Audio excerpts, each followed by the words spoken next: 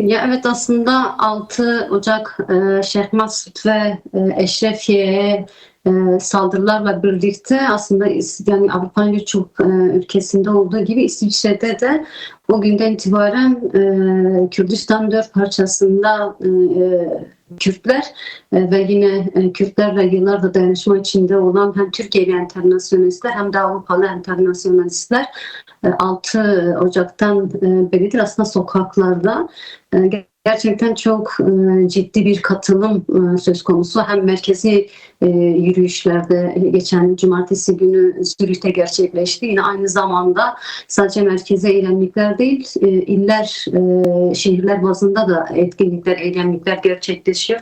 Bazel'de, Cenevre'de, Bern'de neredeyse 6 Ocak'tan itibaren süreli oturma eylemleri gerçekleşti. Yine Cenevre'de Birleşmiş Milletler'in hemen karşısında hem oturma eylemleri hem protesto gösterileri devam ediyor.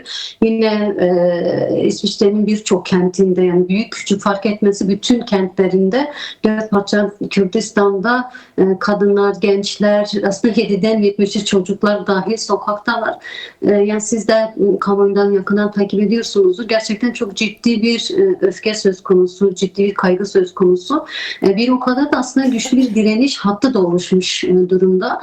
Belki bugüne kadar hani hem Bakır Kürdistan'da hem Avrupa'da birçok eylem ve etkinliğe katılmış biri olarak söyleyebilirim. Belki ilk defa bu kadar dört parça Kürdistan'ın ortak bir çizgide, ortak bir duyguda, ortak bir ruhta birleştiği ve herkesin yönünü, yüzünü, kalbini, ruhunu gerçekten odakladığı tek bir yer var. Rojava. Bugün Rojava artık bütün insanlarla konuştuğumuzda, temaslarımızda, attıkları sloganlarda, dile getirdikleri duygularda Rojava artık sadece Kürdistan'ın bir parçası değil.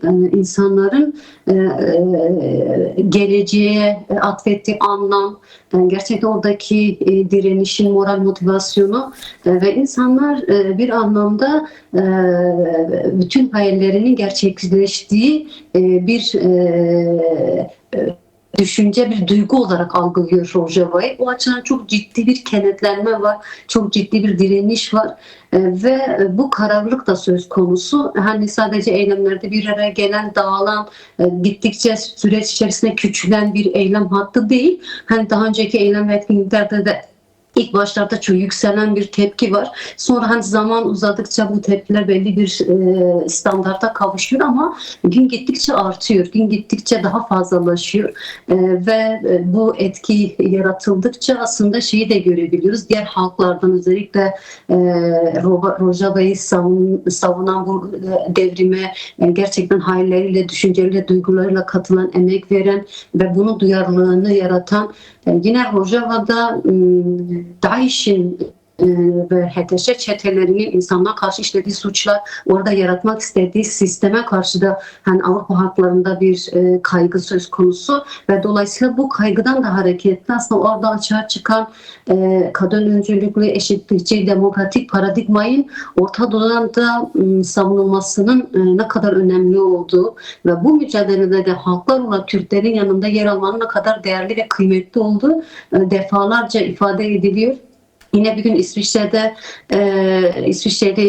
siyasi partiler bir açıklama yaptılar. Hem kendi hükümetlerine çağrılarda bulundular hem de Avrupa Birliği'ne, Avrupa Konseyi'ne ve farklı bu konuda sorumluluk sahibi olan devletlere de hem duyarlılık çağrısında bulundular hem de ileriki süreçlerde yaşanabilecek tehlikelere de dikkat çektiler.